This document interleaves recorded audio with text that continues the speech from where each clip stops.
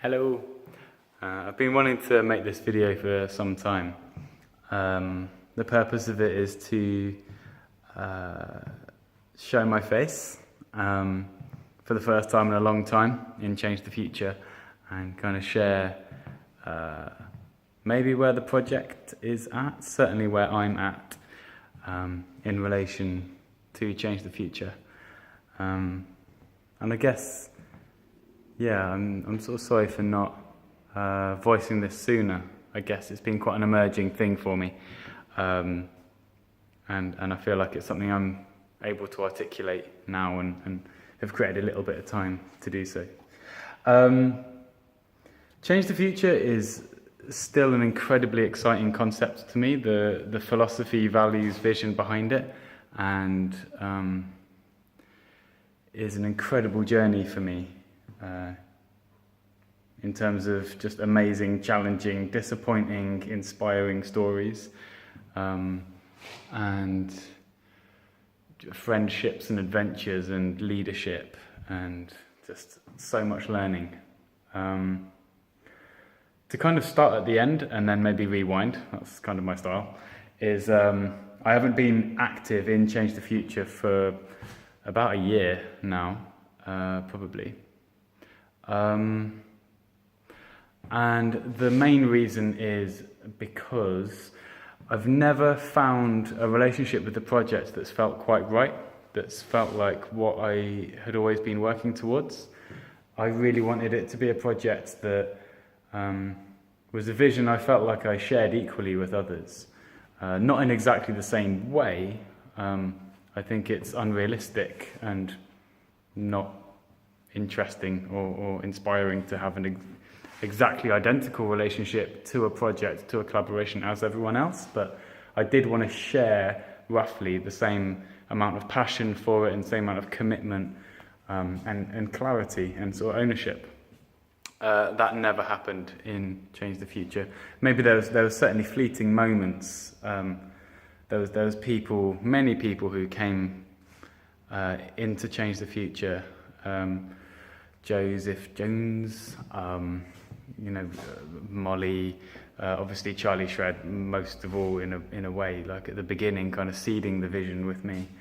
Kavita back in the day, Molly, like so many people really came, gave so much, incredible amounts of time and energy, making videos and helping build the wall of ideas, and so many hours of work. So yeah, there's a sort of sadness there. It feels like there's certainly been some letting go for me. I've poured my energy over the last year into Dignity platform, and so quickly felt a really different dynamic that is really so much more what I've been looking for. I mean, I can kind of talk about my understanding of what felt dysfunctional or not what I wanted in Change the Future. That's kind of the main reason I sort of stepped back increasingly. As I understand it, I guess I see it as it was my project, initially sort of mine and Charlie's, and then Charlie kind of stepped back and sort of did other things. And it was kind of my project, and I didn't want it to be. I'd pour a lot of my energy into achieving X, Y, and Z, and then almost kind of borderline pretending it was everybody's effort equally. I mean, there were certainly many things that other people put a huge amount of time and energy into, sometimes even led certain little tasks and things.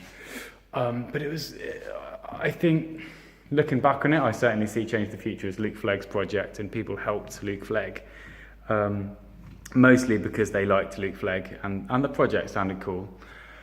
And that would have been fine if I was happy to be the leader of it. Unfortunately, perhaps, that was not the dynamic that I wanted, and I wasn't able to truly, genuinely devolve the vision, I think, to others. there's a huge lesson for me in this, which I'll carry throughout my whole life, I think, and certainly echoes throughout Dignity Platform, I think. The learnings of it, I think. Something to do with, Change the Future is such a fucking vast vision. It still inspires me so much, and I think a lot of the DNA of it, a lot of the vision of it has kind of come through into Dignity Platform, especially through the supporter voice feature. But its core, I would say, Change the Future is all about how best can we involve everybody who is knowledgeable about, passionate about, and affected by decisions, locally, nationally, globally. How can these people be involved in those decisions? How can you be involved in the decisions locally and beyond that you're most passionate, knowledgeable, and affected by? And I think, how can that idea go out of date? It's an enormous design challenge, and no single project is going to problem solve that by itself. I think Dignity Platform plays some role in that for sure now. But I feel like I share that vision, I share the ownership of that project with a small, very close-knit core team. And I think that's what kind of was missing from Change the Future. I think I really was quite stubborn and not very realistic, I think. I guess I just needed to try it. It was quite selfish. It was my own journey. I needed to know what would happen, what would go wrong, and now I feel like I have some idea. But I feel like I made Change the Future be extremely open. Like, it was trying to solve the biggest problems from like every angle, like the biggest sort of system change. Like, there was almost no problem in the world really that Change the Future wasn't trying to solve, either directly or indirectly, through shifting power structures. You know, like, I've still never heard a more grand vision for a project in my life, like all encompassing, you know. Involve everyone in decision making that they care about and are affected by. Like, is that not the solution to the world? Like, while better educating ourselves in the process and becoming more compassionate. Like, I think that's the design challenge of our species. I think if you want to create something new that's groundbreaking, pioneering, really disruptive, you need to find the people who are at the fringe. They're living on the edge of something. They are the pioneers. You can't pioneer something without pioneers. So I think the mistake I made, sort of leadership-wise, or maybe the biggest one anyway, I think was failing to identify pioneers. I think there was definitely some pioneering leadership in sort of fleeting moments in Change the Future for sure, and incredible, talented, creative, aspirational, ambitious people, many of them doing amazing things now. But I don't think there was a tight enough core team, small, intimate, agile, effective, who felt like I felt like I could make big decisions, always trying to run it past the others, but I don't think others that I worked with on Change the Future felt really like confident to make big decisions and influence big changes. It was really only ever me that felt really comfortable doing that, and I created so many systems and structures. It's almost like I was trying to program this machine that was the solution to everything, and then fit people in it like cogs, but then tell them that they're autonomous and self-organizing. Like, you can't tell people that they're autonomous.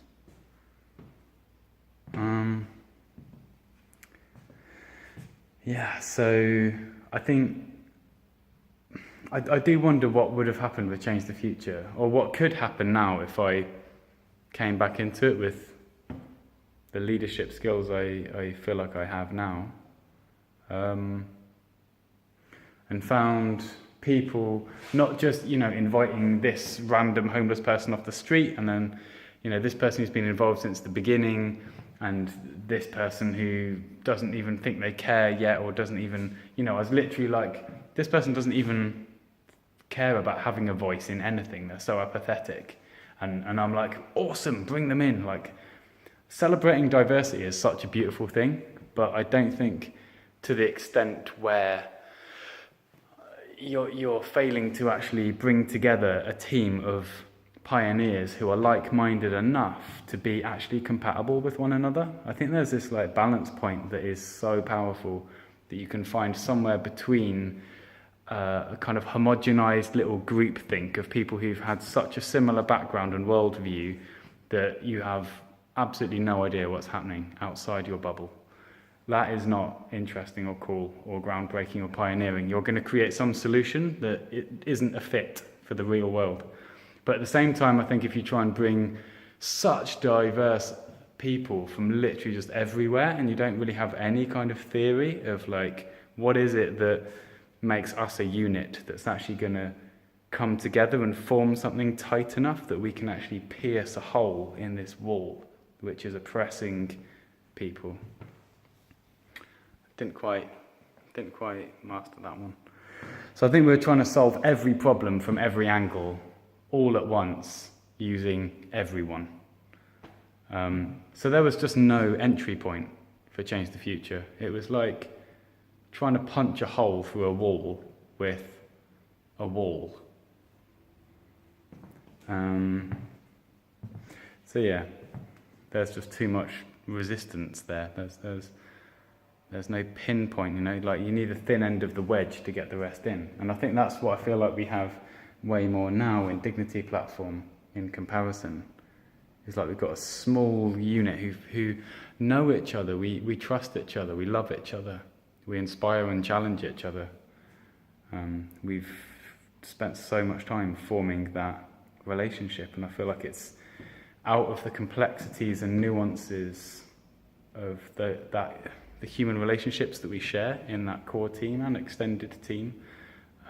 Just a handful of people, really, that we can bring so much richness to this vision, which doesn't belong entirely to any one of us. It really does feel like a co-creation of all of us. And it's still very young in its sort of early days, but I feel like it really is slowly forming out of the best of each of us. And there's a diversity there which is incredibly powerful. It's a pioneering, like-minded diversity. And I think that is what can create real change. And we're still growing. So sort of my next kind of intentions for Change the Future, I guess, are... I feel like I've mostly let go of it, but I haven't completely released it. I haven't left totally.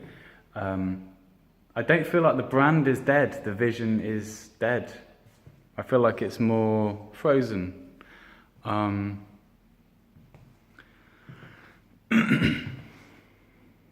don't want to be in control of Change the Future. I'm not in control with Dignity Platform, and I would be looking for a similar relationship in Change the Future. I think what I would certainly be interested in exploring is if there's other people out there who have already watched through 14 minutes of me yakking on about Change the Future, and if it feels like there's still something alive in you that relates to Change the Future, something that still feels like a spark, that's still exciting there, a potential that you want to explore, I'll be happy to meet up with you if you want that, if you want my involvement in it. I think there's opportunities there. I think there's, not just a website and a logo and a kind of brand and some people and followers. I think there's value in that. But I think there's a story there. And I feel like if there could be some sort of revival of it, that could be a really interesting chapter in this story. And I don't know if it's possible, if it'll ever happen. I mean, maybe Change the Future will just die. And maybe that's okay too. But yeah, I mean, I'm open. I'm open to chat to anybody. interested in Change the Future who's endured this much of me speaking. I hope that shed some light at least on where the project's at and kind of where I am with it. I'll just talk a little bit, just quickly, about the last sort of Change the Future thing that happened. Was we booked out the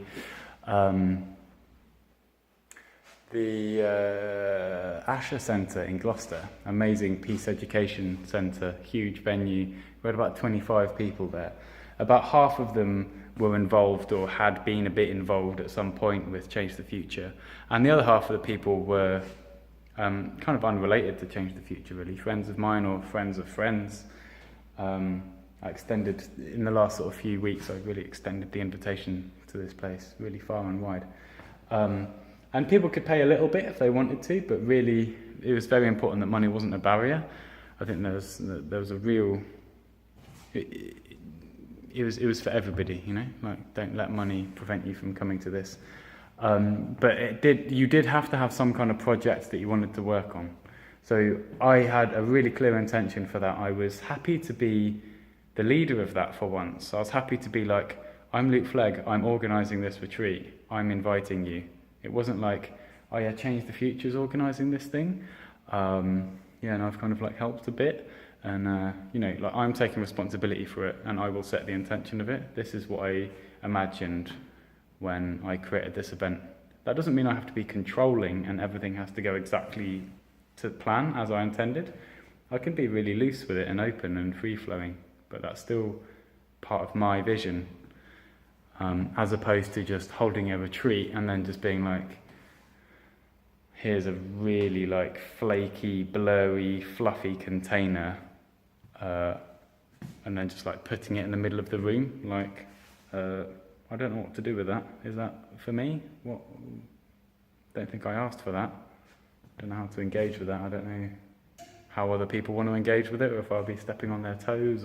And that was kind of the history of Change the Future. And so this time I wanted a bit of a different dynamic, and it felt great, I think, and I think people really enjoyed it. So people came with lots of different projects, and it was awesome. And actually, it was kind of the first Change the Future event. Lots of people came to, and lots of things happened. But actually, I didn't even barely talk about Change the Future. There was none of those familiar, recurring conversations the veterans of Change the Future will remember clearly of. What is Change the Future? How do we describe it? What's the rollout strategy? What action items do we need to do next?